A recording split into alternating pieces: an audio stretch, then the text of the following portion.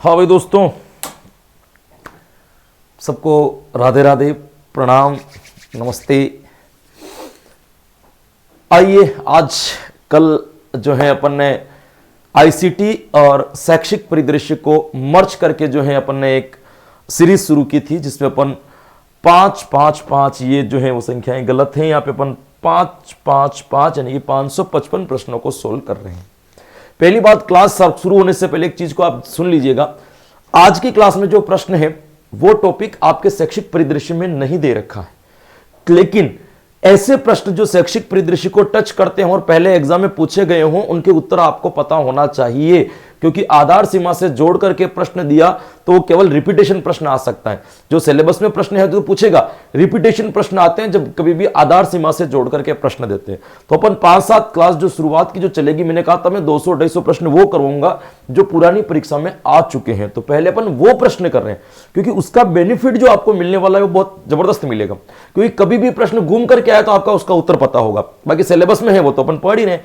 तो कुछ एक चीजें आज हैं जिस क्लास में अपन चर्चाएं करेंगे, क्योंकि आपके अंदर सिलेबस बहुत कम दे रखा है, उसके अकॉर्डिंग मैंने आपको पहले तैयारी करवा रखी है, टॉपिक वाइज प्रश्न वगैरह करवा रखे। वो जो पहले अपन ने सीरीज चलाई थी टॉपिक वाइज वाली, उसमें मैंने आपको सब कुछ पढ़ा रखा है। अब तो ये क्या है कि एक रिवीजन तैयारी की, कुछ प्रश्न आपको वो भी पता होने चाहिए जो नहीं, क्योंकि आपको सब कुछ याद है तो अब समय आपको एक्स्ट्रा थोड़ा बहुत पता होने का, तो अतिरिक्त जानकारी के लिए भी ये क्लास आपके लिए उपयोगी होगी। तो आज की क्लास के अंदर जितने भी प्रश्न आएंगे वो मैंने आपको शायद पढ़ा भी रखे हों, या हो सकता है कि कुछ टॉपिक नहीं भी पढ़ाए हों, लेकिन इन प्रश्नों का ध्यान रखना बहुत ज्यादा जरूरी है। ये प्रश्न घूम फिर करके आपके मैनेजमेंट से भी, लैंडस्केप से भी या परिदृश्य वाले भाग में से भी आपको पूछे जा सकते हैं।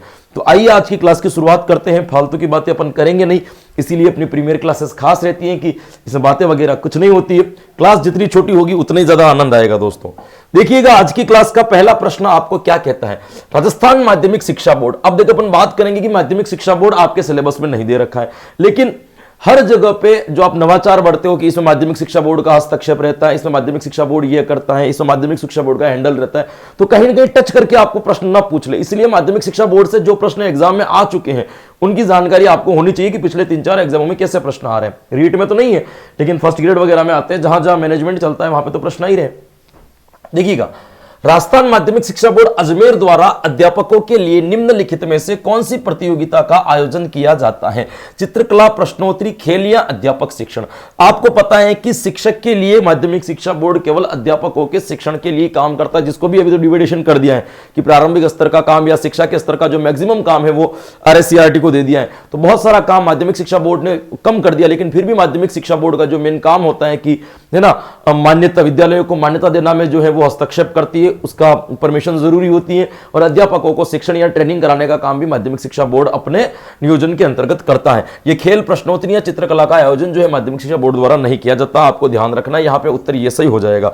जब प्रश्न आया गया था तब, किस वर्ष में राजस्थान के 14 जिलों में प्रथम चरण के अंतर्गत डाइट की स्थापना की गई थी।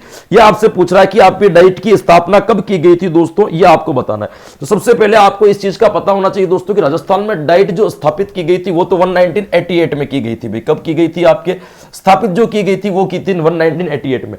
लेकिन स्थापित का मतलब हाँ डाइट चलेगी, है ना। तो लेकिन डाइट का जो क्रियान्वयन हुआ था वो सबसे पहले 14 जिलों के अंतर्गत हुआ था, जो पहला चरण था। तो पहले चरण में जब 14 जिलों के अंदर डाइट की स्थापना की गई थी, वो कब की गई थी दोस्तों, तो ये आपसे पूछ रहा है कि जून 1995, दिसंबर 1998, जून 1996 या दिसंबर 1997। क्या इसका सही आंसर होगा कि सबसे पहले इसकी जो 14 जिलों में जो है दोस्तों कब शुरू की गई थी दोस्तों।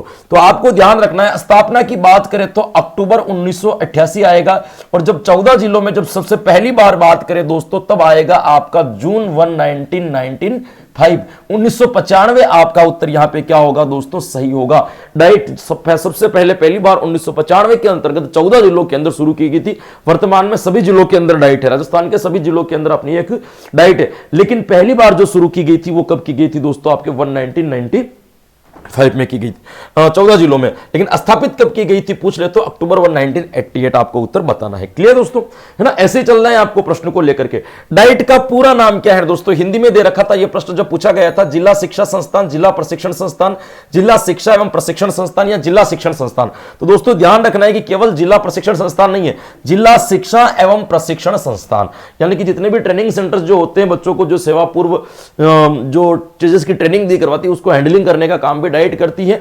और प्रारंभिक स्तर के बहुत सारे डिपार्टमेंट्स या बहुत सारे कार्य ऐसे हैं जो डाइट के अंतर्गत आते हैं, जो डाइट उसका संचालन करती है, जिसकी हैंडलिंग करती है, जिनकी मॉनिटरिंग करती है। तो आपको ध्यान रखना है कि इसका पूरा नाम जिला शिक्षा एवं प्रशिक्षण संस्थान है, केवल जिला प्रशिक्षण संस्थान या शिक्षा संस्थान नहीं। ये ऐसे छोटे प्रश्न हैं, ऐसे नॉर्मल प्रश्न हैं जो कहीं ना कहीं आपको उलझा सकते हैं, इसीलिए इनका ध्यान रखना है ना। मैं हालांकि कभी भी सिलेबस से बाहर नहीं पढ़ाता, लेकिन अब क्या कर रहे हैं कि अपन सीरीज ले रहे हैं, तो भाई इस प्रश्न को आपने देख लिया कि पूरा नाम ये पहले परीक्षा में पूछा गया था, 100-200 प्रश्न पूछे गए थे, तो 200 प्रश्नों को अपन पढ़ लेंगे तो कोई ज्यादा फर्क नहीं पड़ जाएगा, 3 घंटों में कोई अपना वो नहीं हो जाएगा। 300 प्रश्न अपन ऐसे पढ़ लिए जो एग्जाम में पहले पूछ लिए, वो ज्यादा जरूरी होते हैं दोस्तों, क्योंकि पहली बार जुड़ा है कोई भी चीज, जब पहली बार जुड़ती है तो कोई आइडिया नहीं होता है क्या पूछेंगे और क्या नहीं पूछेंगे।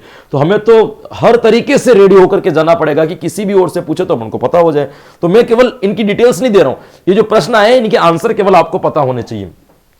डाइट्स द्वारा आरंभ में कौन से स्तर की शिक्षा के लिए कार्य प्रारंभ किया गया था। ध्यान रखना कि जब डाइट का प्रारंभ हुआ था तो सबसे पहले कौन सी शिक्षा के लिए किया गया था दोस्तों, प्रारंभिक शिक्षा के लिए दोस्तों, प्राथमिक कक्षाओं के लिए दोस्तों क्या किया गया था, आपके डाइट का जो है काम शुरू किया गया था कि छोटी कक्षाओं के लिए डाइट जो है अपनी मॉनिटरिंग करेगी। तो प्राथमिक कक्षा या फिर आपको क्या लिखा हुआ मिल सकता है, प्रारंभिक कक्षा, दोनों बात एक ही होती, यहां पे आपका पहला वाला उत्तर सही हो जाएगा। SIERT उदयपुर द्वारा किए गए डाइट बैंकिंग 2017 के अनुसार निम्नलिखित में से कौन सा डाइट में प्रथम स्थान रहा है। हालांकि इसका आपको लेना देना नहीं है, ये प्रश्न उस वक्त पूछा गया था लेकिन फिर भी टाइप हो गया है, और क्योंकि मैंने उनको पुराने पेपर दिए थे तो अब वो टाइप करके जो भेजते हैं वो मुझे पढ़ाने ही है आपको, तो ये प्रश्न उससे कोई वो नहीं है। लेकिन ध्यान रखना कि आपको उदयपुर जो आपकी SIERT बनी हुई है उसने क्या किया था दोस्तों, 2017 के अंदर एक रैंकिंग निकाली थी, और उस रैंकिंग के अनुसार, है ना, तो रैंकिंग के अनुसार निम्नलिखित में से डाइट का कौन सा प्रथम स्थान रहा था, कौन सी डाइट पहले नंबर पे आई थी, कोटा वाली, अलवर वाली या पाली या नागौर वाली। तो ध्यान रखना 2017 की रैंकिंग के अनुसार जो है दोस्तों वो नागौर आई थी। उसके बाद कोरोना वगैरह के चक्कर में अभी तक कोई रैंक का कोई स्थान नहीं रहा है, अभी तक आई नहीं थी, लास्ट टाइम में भी नागौर ही थी। तो डाइट नागौर का पहला स्थान रहा है दोस्तों। जिला शिक्षा एवं प्रशिक्षण संस्थान में निम्नलिखित में से कौन सा प्रभाग कार्य रूप में नहीं है, यानी कि ये 4 ऑप्शन में से ऐसा कौन सा ऑप्शन है जो काम डाइट वर्तमान में नहीं कर रही है, जो काम डाइट के कार्य क्षेत्र के अंतर्गत नहीं आता है। शैक्षिक प्रौद्योगिकी, बिल्कुल शिक्षा से जुड़ी हुई टेक्निक्स जो है डाइट के अंतर्गत आती है दोस्तों। सेवा पूर्व अध्यापक शिक्षा, ये मैंने आपको पहले ही कहा था कि जितने BEd STC कॉलेज है उनको मॉनिटरिंग करने का काम भी डाइट करती है। योजना एवं प्रबंधन, कि किस तरीके से कार्य को प्रारंभ करना है, प्रारंभिक शिक्षा में क्या मेंटेन करना है, ट्रेनिंग सेंटरों में क्या मेंटेन करना है, इसका काम भी डाइट करता है। लेकिन अस्त्र शिक्षा का कोई स्पेशली डिपार्टमेंट जो है डाइट के पास में नहीं है। तो इसने पूछा कौन सा नहीं है, तो अपना उत्तर क्या हो जाएगा, बी वाला आंसर यहां पे क्या हो जाएगा, सही हो जाएगा। जिला स्तर पर प्रशिक्षण संस्थाओं की स्थापना कब की गई थी, मैंने आपको पहले ही बताया था आपके 1988 में। पहले प्रश्न में यह चीज मैंने आपको बता दी गई थी दोस्तों, 1988 में स्थापित किया गया था, लेकिन जो प्रारंभ जो हुआ था 14 जिले में वो 1995 आपको याद रखना है। तो यहां पे आपका उत्तर जो सही हो जाएगा दोस्तों वो क्या हो जाएगा, 1998। दोनों में अंतर याद रखना, जब 14 जिलों में पूछे तो अलग उत्तर आएगा कि पहली बार में जब चलाएगी, लेकिन स्थापित कब की गई थी कि ये चलेगी, तो आपको यहां पे क्या ध्यान रखना है दोस्तों, 1998 आपको ध्यान रखना है। डाइट की स्थापना किस स्तर पर की जाती है, राज्य स्तर पर, जिला स्तर पर, ब्लॉक स्तर पर या सभी स्तर पर। तो हम सब लोगों को पता है कि डाइट जो चलती है दोस्तों वो जिला स्तर पर चलती है, डिस्ट्रिक्ट लेवल पर, इसका नाम भी यही है डिस्ट्रिक्ट। तो डिस्ट्रिक्ट लेवल पर जो है आपके डाइट की स्थापना की जाती है, डाइट डिस्ट्रिक्ट स्तर पर जो है इसका संचालन किया जाता है। IASE यानी कि उच्च शिक्षण संस्थान, CTE एवं सभी जिलों की डाइट्स को शैक्षिक मार्गदर्शन एवं संबलन प्रदान करने के लिए राज्य की नोडल एजेंसी किसको बनाई गई है। तो दोस्तों एक चीज का आपको ध्यान रखना है, यहां पे मैं आपको बता रहा हूं, शिक्षा से जुड़े हुए अधिकांश कार्य, शिक्षा से जुड़े हुए अधिकतर वर्क जो हो रहा है दोस्तों वो वर्तमान में आपके जो कर रही है वो कौन कर रही है दोस्तों, SIERT, या इसको अपन RSIERT के नाम से भी जानते हैं, जिसका संस्थान आपके उदयपुर के अंदर है। तो शिक्षा के अंदर जो मेन हैंडलिंग करने का काम कर रहा है, चाहे वो प्रश्नों के निर्माण में हो, चाहे वो नवाचार से जुड़ा हुआ हो, किसी भी रूप में हो, सबकी नोडल एजेंसी मैक्सिमम शिक्षा के जो कार्य हैं, जितने भी नए कार्य जितने भी होते हैं, वो आपके SIERT ने अपनी मॉनिटरिंग के अंतर्गत ले रखा है। तो चाहे वो आपके CTE कॉलेज का काम हो, चाहे वो उच्च शिक्षण संस्थानों का काम हो, चाहे किसी का भी हो, उस सारी की जो नोडल एजेंसी वर्तमान में काम कर रही है वो कौन सी हो जाएगी? आपके SIERT, जो कहां स्थित है दोस्तों? उदयपुर के अंदर क्या की गया है? इसकी स्थापना की गई है, जहां पे टीचर्स वगैरह आते हैं, उनके हॉस्टल वगैरह बने हुए हैं, वहां पे वो लोग रहते हैं और यहाँ पे समूह वर्क करके काम करके शिक्षा के नवाचारों को, परीक्षा में प्रश्न बनाने को, है ना, क्या चीज जोड़ी जाए, क्या चीज हटाई जाए, इसके ऊपर मंथन चर्चा वगैरह करते हैं। तो यहां पे आपका उत्तर SIERT सही हो जाना चाहिए। राजस्थान के किन 2 जिलों में IASE स्थित है? जयपुर, अजमेर जयपुर, उसके बाद में आ जाएगा आपका अजमेर जयपुर, अजमेर जयपुर के बाद में जयपुर उदयपुर, जयपुर के बाद में अजमेर जोधपुर, अजमेर के बाद में हो जाएगा आपका जो है अजमेर बीकानेर। तो आपको बताना है कि जो आपके उच्च शिक्षण संस्थान है ना, IASE उच्च शिक्षण संस्थान राजस्थान के किन 2 जिलों के अंदर जो है दोस्तों वो क्या है आपके स्थापित किया गया है? दोस्तों पहले तो आपको ध्यान रखना है कि पूर्व में राजस्थान के अंदर जो है आपके टोटल 4 IASE थे, लेकिन वर्तमान में यदि आपको पूछ ले दोस्तों, तो वर्तमान में आपके कितने बच गए हैं दोस्तों? 2। क्योंकि आपके जो पहले जो 4 थे, एक तो था आपके सरदार शहर वाला और एक था आपके उदयपुर वाला। इन दोनों की मान्यताएं समाप्त कर दी गई है। तो उदयपुर वाला और सरदार शहर की मान्यताएं समाप्त करने के बाद में केवल 2 ही बचते हैं। वो 2 आपके कहां है दोस्तों? एक तो है आपके अजमेर में और एक जो है वो कहां है दोस्तों? आपके बीकानेर में। 2 उच्च शिक्षण संस्थान जो है काम करते हैं। भारत में पूछ ले तो आपको टोटल उच्च शिक्षण संस्थानों की संख्याएं कितनी है? तो 29 मानी जाएगी। तो वर्तमान में आपको राजस्थान के संदर्भ में पूछा जाए तो अपना सही उत्तर क्या हो जाएगा? अजमेर और बीकानेर। यहां पे अपना आंसर क्या हो जाएगा? सही हो जाएगा। तो उच्च शिक्षण संस्थान है। ये भी आप, ये मैनेजमेंट से जुड़े हुए प्रश्न है। आपके क्या नाम चेंज कर दिया? परिदृश्य। अब वो परिदृश्य से वो मैनेजमेंट को ही परिदृश्य मान रही है, क्या मान रहे? उन्होंने दिया था भाई नवाचार। अब अपन सब चीजों को अपन जोड़ते, ये भी नवाचार ही था एक समय के ऊपर। नवाचार का मतलब कोई लेटेस्ट नहीं होता। तो कभी कभी क्या होता है कि हमने तो अपना दिमाग लगा करके बढ़िया सोच समझ करके आपको थ्योरी पढ़ाई है, टॉपिक वाइज मैंने प्रश्नोत्तरी करवा रखी है, वो तो महत्वपूर्ण ही है जो मैंने पहले करवा रखी है, सबसे इंपॉर्टेंट वही है क्योंकि उसमें सारे कंसेप्ट क्लियर है आपके मेन एग्जाम के लिए। लेकिन ये जो मैं करवा रहा हूं ये अभ्यास है कि ऐसे प्रश्न जो पूर्व की परीक्षा में आए हो उनके आंसर कम से कम अपन को क्या होने चाहिए दोस्तों? पता होना चाहिए। तो यहां पे आपका उत्तर क्या हो जाएगा? अजमेर एवं बीकानेर। तो मेरे पुराने स्टूडेंट है वो घबराए नहीं सर कि आपने इसकी थ्योरी नहीं पढ़ाई और आप इसका प्रश्न करवा रहे हैं। इसके पीछे रीजन यही है जो मैं आपको बता रहा हूं। क्षेत्रीय शिक्षा संस्थान जिसको अपन RIE के नाम से जानते हैं दोस्तों, अजमेर के संबंध में निम्नलिखित में से कौन सा कथन सही नहीं है? RIE की बात की जाती है दोस्तों जब कभी भी आपके RIE का मतलब क्या होता है दोस्तों? RIE का मतलब होता है दोस्तों आपके यहाँ पे क्षेत्रीय शिक्षण संस्थान। तो क्षेत्रीय शिक्षण संस्थान की बात की जाए दोस्तों तो वर्तमान में राजस्थान के अंतर्गत लगभग 6 जो है आपके क्षेत्रीय शिक्षण संस्थान जो है दोस्तों आपके रखे गए हैं दोस्तों। तो यहां आपको इसके संदर्भ में ध्यान रखना है दोस्तों कि उसमें एक क्षेत्रीय शिक्षण संस्थान आता है आपके अजमेर। इसके संदर्भ में आपको सही शब्द बताना है। इसकी स्थापना 1963 में की गई थी। तो ध्यान रखना यहां पे सत्र चलता है 1963-64 में इसकी क्या की गई थी दोस्तों? स्थापना की गई थी। ये सत्य है।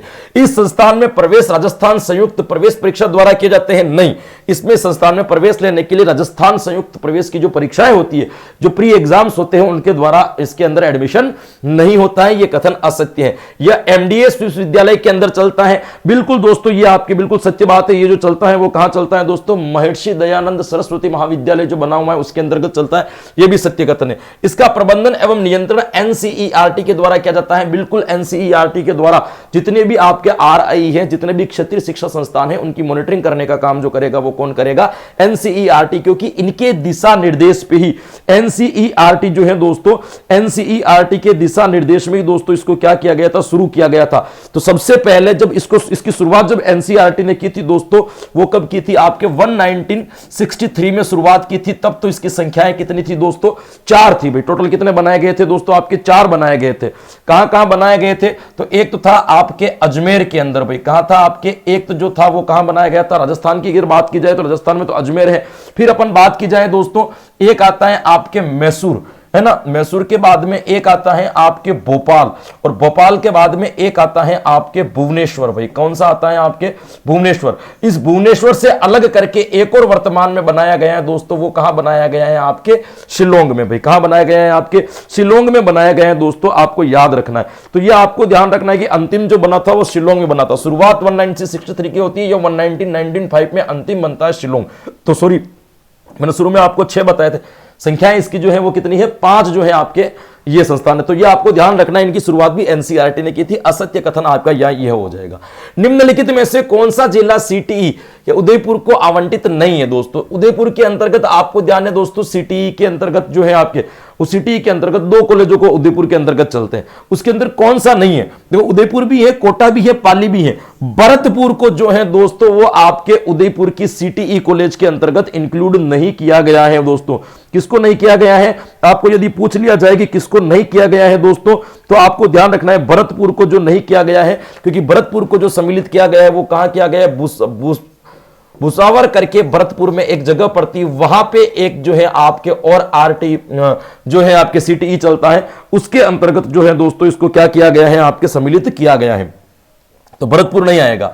सेवाकालीन शिक्षक प्रशिक्षण है तो निम्नांकित में से कौन सा जिला सीटीई हदुंडी के अंतर्गत नहीं आता है। सबसे पहले तो आपको यह पता होना चाहिए कि हदुंडी कहां पड़ता है दोस्तों, यह पड़ता है आपके अजमेर में। भी कहां पड़ता है, अजमेर में। अजमेर में कौन सा जिला नहीं आता है दोस्तों, तो ध्यान रखना, अजमेर के सीटीई के अंतर्गत 3 जिलों को जोड़ा गया था। एक तो जोड़ा गया था टोंक, एक कौन जिला गया था, जोड़ा गया था जिला आपका भिलवाड़ा, और एक जिला जोड़ा गया था आपका नागौर, और एक स्वयं कौन सा था आपके अजमेर। तो यहां आपको ध्यान रखना है कि कौन सा जिला नहीं आता है, पूछा है दोस्तों, कौन सा नहीं आता है। कोटा, कोटा को किसमें ले लेंगे अपन, उदयपुर के अंतर्गत ले ले। तो यह आपको ध्यान रखना, ये प्रश्न पहले आ चुके हैं इसलिए मैं आपको करवा रहा हूं दोस्तों, है ना। बाकी आपके सिलेबस में ये टॉपिक प्रॉपर नहीं दे रखा है कि आपको सीटीई पढ़ दिया, सीटीई आपके नहीं दिया होगा। ये केवल 200 प्रश्न, या 200 भी नहीं होंगे, 100 प्रश्न मान लो, 100-125 प्रश्न ऐसे आएंगे जो पूर्व की परीक्षाओं पर आधारित हैं, तो वो उनको थोड़ा सा अपन को पढ़ना पड़ेगा, ताकि ये 100 प्रश्नों से अपन को थोड़ा सपोर्ट मिलेगा। यदि घूम फिर के भी अगर एक आध प्रश्न भी ऐसा पूछ लिया तो आपको ये लगाने की जरूरत नहीं पड़ेगी कि यार आउट ऑफ सिलेबस प्रश्न आ गए, इस पर रीट लगाए, इस पर बैंड लगाए, बाहर से पूछ लेने के बहाने आपको नहीं करने पड़ेंगे यदि आप ये थोड़े से प्रश्न पढ़ लेते हो। सीटीई अध्यापक शिक्षण महाविद्यालय जो चलता है आपके, सीटीई एक उच्चतम लेवल का जो है आपके अपन कह सकते हैं कि अध्यापक शिक्षा महाविद्यालय है। इनके कार्यक्रम में निम्नलिखित में से कौन सा कार्यक्रम सम्मिलित नहीं किया गया दोस्तों। सीटीई की बात करें दोस्तों, ये पूर्व सेवारत शिक्षा कार्यक्रम चलाता है, उनको प्रशिक्षण दिलाने का काम करता है। जो टीचर नौकरी के अंदर है, सेवारत अध्यापक, उनको प्रशिक्षण देने का काम भी करता है, क्रियात्मक अनुसंधान भी करता है, शोध कार्य का काम भी सीटीई करता है। अध्यापक शिक्षा के लिए सेवा शर्तें जो है वो ये निर्धारित नहीं करता है दोस्तों, वो अलग अलग डिपार्टमेंट्स को दे रखी है। जैसे प्रारंभिक लेवल का एसआईआरटी करता है ना, कुछ का माध्यमिक शिक्षा बोर्ड करता है ना, किसी का माध्यमिक शिक्षा परिषद करता है, तो ये अलग अलग डिपार्टमेंट में दे रखा है। ये काम सीटीई का नहीं है। चौथा वाला आंसर आपका क्या हो जाएगा, सही हो जाएगा। राजस्थान राज्य पाठ्य पुस्तक मंडल के अध्यक्ष कौन होते हैं दोस्तों। राजस्थान राज्य पाठ्य पुस्तक मंडल की यदि बात की जाए दोस्तों, तो राजस्थान पाठ्य पुस्तक मंडल का काम क्या है दोस्तों। राजस्थान पाठ्य पुस्तक मंडल का काम जो है वो क्या है दोस्तों, कि प्रारंभ में पुस्तकों का मुद्रण करना, पुस्तकों की रचना करना, पुस्तकों का आवंटन करने का काम जो दिया जाता है दोस्तों, वो किसको दिया जाता है, आपके पाठ्य पुस्तक मंडल को ये काम दिया जाता है। तो आपको ये पूछा गया है कि अध्यक्ष कौन होता है, प्राथमिक शिक्षा निदेशक, माध्यमिक शिक्षा निदेशक, शिक्षा सचिव या शिक्षा मंत्री। तो यहां पे आपको ध्यान रखना है दोस्तों, इसका जो अध्यक्ष होगा वो कौन होगा, आपके शिक्षा मंत्री। जो भी उस वक्त राजस्थान का शिक्षा मंत्री होगा वो शिक्षा मंत्री क्या कहलाएगा दोस्तों, आपके इसका क्या कहलाएगा, अध्यक्ष कहलाएगा। किसका अध्यक्ष कहलाएगा दोस्तों, राजस्थान राज्य पाठ्य पुस्तक मंडल का, है ना। पाठ्य पुस्तक मंडल एक स्वायत्त शासित संस्था है, बिल्कुल सही है। ये प्रश्न पर नकल किया भी था, जो किससे संबंधित है, प्रारंभिक शिक्षा निदेशालय, माध्यमिक शिक्षा निदेशालय, प्रारंभिक शिक्षा परिषद या माध्यमिक शिक्षा परिषद। तो ध्यान रखना इसका संबंध प्रारंभिक शिक्षा निदेशालय से है, लेकिन 2010 से ये 12वीं तक की किताबों का मुद्रण का काम जो कर रहा है वो भी पाठ्य पुस्तक मंडल ही कर रहा है। कब से, 2010 से। लेकिन इसका संबंध जो है वो किससे माना जाएगा, आपका प्रारंभिक शिक्षा निदेशालय से माना जाएगा, पाठ्य पुस्तक मंडल का। अगला वाला प्रश्न आता है कि राजस्थान राज्य का खुला विद्यालय किस अधिनियम एक्ट के अंतर्गत स्थापित किया गया? राजस्थान में जो पहले ओपन यूनिवर्सिटियां, ओपन स्कूल्स जब खोले गए थे तो कौन से एक्ट के तहत खोले गए थे? तो राजस्थान की जो पंजीकरण का अधिनियम बना हुआ है 1958, हम सबको पता है, राजस्थान संस्था पंजीकरण अधिनियम। उसी कोई भी चीज आप विद्यालय खोलते हो तो पहले संस्था का रजिस्ट्रेशन करवाना पड़ता है, और संस्था का रजिस्ट्रेशन कौन किस में होता है? इसी में होता है, राजस्थान संस्था पंजीकरण अधिनियम 1958। तो इसी के तहत आपके ओपन स्कूल्स का जो है रजिस्ट्रेशन सबसे पहले कराया गया था। तो यहां पे आपका उत्तर ये सही हो जाएगा। राष्ट्रीय मुक्त विद्यालय शिक्षण संस्थान NIOS, इसका तो आपको कोई लेना देना ही नहीं है कि स्थापना कौन से वर्ष में हुई थी दोस्तों। वैसे 1989 में हुई थी, लेकिन इसका तो मैनेजमेंट में भी कोई ज्यादा फर्क नहीं पड़ता, तो आपके तो क्या ही पूछेगा, है ना। निम्नलिखित में से कौन सा डाइट का उद्देश्य नहीं है? जो आपके जिला स्तर पर खोली जाती है उसका कौन सा उद्देश्य नहीं है? प्रारंभिक शिक्षा के सेवारत शिक्षकों का प्रशिक्षण का आयोजन, प्राइमरी टीचर्स की ट्रेनिंग का आयोजन कौन करता है? बिल्कुल आपके डाइट करती है, तो बिल्कुल सत्य कथन है, उत्तर नहीं होगा। स्कूल में दीक्षा राइज कार्यक्रम का संचालन नहीं किया जाता है। दीक्षा राइज कार्यक्रम राजस्थान में एक अलग ही ऑनलाइन पोर्टल है जिसके माध्यम से आपको ऑनलाइन सामग्री उपलब्ध करवाई जाती है। तो ये दीक्षा पोर्टल जो है ये अलग ही पूरा फील्ड, इसके अंतर्गत आपके यहां पे डाइट का कोई रोल नहीं होता। तो ये पूछ भी यही रहा है कि कौन सा काम नहीं, तो ये सही हो जाएगा। क्रियात्मक अनुसंधान, प्राइमरी लेवल पर क्रियात्मक अनुसंधान का काम डाइट करती है। शिक्षक प्रौद्योगिकी कार्य अनुभव के लिए कार्यशालाओं का आयोजन, बिल्कुल आपके जो वर्कशॉप का काम करती है वो भी डाइट करवाती है। तो कौन सा नहीं है? तो दूसरा वाला ऑप्शन यहां पे आपका क्या हो जाएगा मेरे दोस्तों? बिल्कुल सही हो जाएगा। लीजिएगा आपका अगला प्रश्न, शिक्षा में सूचना संप्रेषण तकनीकी की आवश्यकता क्यों है? एजुकेशन के अंतर्गत सूचना संप्रेषण तकनीकी की या ICT की आवश्यकता क्यों है? पहला ऑप्शन है आपके सामने, शिक्षा की मांग की पूर्ति हेतु, कि शिक्षा इस चीज की मांग कर रही है कि हमें ICT चाहिए, हमने टेक्निस्ट चाहिए, क्या उसके लिए? बिल्कुल सही है कथन। विद्यार्थियों की आवश्यकता के अनुसार विषय वस्तु प्रस्तुत करने हैं, तो बिल्कुल सही है कि विद्यार्थियों को किस प्रकार की जरूरत है तो अपन सूचना संप्रेषण तकनीकी के माध्यम से उनकी अभिरुचियों के अकॉर्डिंग या व्यक्तिगत भिन्नता के अकॉर्डिंग भी पढ़ा सकते हैं। देखिएगा, आप किताब से व्यक्तिगत भिन्नता के आधार पर नहीं पढ़ा सकते, लेकिन आप ICT के माध्यम से आप व्यक्तिगत भिन्नता के आधार पर भी शिक्षण करवा सकते हो। अध्ययन अध्यापन को अधिक सरल बनाने हैं, तो बिल्कुल आपको जैसे जैसे आप संप्रेषण तकनीक या ICT या टेक्निक का प्रयोग करोगे वैसे वैसे आपका शिक्षण कार्य सिंपल। आज से 10 साल पहले कोई व्यक्ति इस तुलना ही नहीं कर सकता था कि इस तरीके से जो है MCQ पढ़ाई जाएगी और नौकरी लगेगी। पहले तो लोग घर के कोई भी दक्ष वक्ष की कोई गाइड खरीद के ले आते और उसी से पढ़ते और उसी से उनकी नौकरी लग जाती थी। अब उन गाइडों में से कोई फर्क ही नहीं पड़ रहा है। तो ये रीजन क्या है? तो ICT से तो क्या शिक्षा क्या हो जाती है? सरल हो जाती है। आप घर बैठ करके भी इस चीज को क्या कर पा रहे हो? पढ़ पा रहे हो। ये ICT की देन। तो यहां पे अपन को उपयुक्त सभी वाला ऑप्शन क्या करना पड़ेगा दोस्तों? सही करना पड़ेगा। आप ICT को लेकर के घबराए नहीं, ऐसे ही प्रश्न आएंगे, है ना। कोई इतना भारी प्रश्न नहीं आएगा कि आपको सोचने समझने, कंप्यूटर का हल्का फुल्का सा नॉलेज रखना, ज्यादा रखने की भी आवश्यकता आपको नहीं है। सूचना संप्रेषण तकनीकी का मुख्य कार्य कौन से है? इनमें से कौन सा कार्य इंपॉर्टेंट है? सूचनाओं का संग्रहण करना, मैंने आपको यह चीज पहले ही बताई थी, संग्रहण करना, सृजन करना, नियंत्रण करना, संप्रेषण करना, ये सारा काम ICT का होता है। सूचना संप्रेषण का हस्तांतरण करना मतलब भेजना, ये भी होगा। सूचनाओं का पुनरुत्पादन करना मतलब फिर से सूचनाएं बनाना, तीनों काम से। ये प्रश्न कल भी आया था, आप इसके ऊपर चर्चा भी की थी, मैंने आपको बताया भी था, पहला प्रश्न था कल की क्लास का। उपयुक्त सभी यहां पे आंसर क्या हो जाएगा? सही हो जाएगा। ये थोड़ी परिभाषाएं वाला प्रश्न है, हो सकता है कि वापस पूछ ले, आपका भाग्य होगा तो 100% पूछ भी लेंगे, मुझे भी विश्वास है, क्योंकि बहुत बार पूछी गई ये परिभाषाएं। सूचना संचार तकनीकी की एक प्रक्रिया है, बिल्कुल सही है, टेक्निक्स की एक प्रोसेस है, जिसके द्वारा दो या दो से अधिक व्यक्ति अपने विचार, तथ्य, भावनाएं और प्रभाव को इस रूप में आदान प्रदान करते हैं कि व्यक्ति संदेश प्राप्त कर भी रहा है, वह उसके अर्थ और उद्देश्य को समझने के साथ संदेश का उपयोग भी समझ सकता है। यानी कि सूचना तकनीकी एक ऐसी विषय वस्तु, एक ऐसी अवधारणा है जिसमें दो लोग अपने विचारों का आदान प्रदान तो करते हैं, लेकिन उन विचारों का कहां उपयोग है वो इस चीज को भी समझ रहे हैं। संचार के संबंध में यह कथन किसने प्रतिपादित किया था?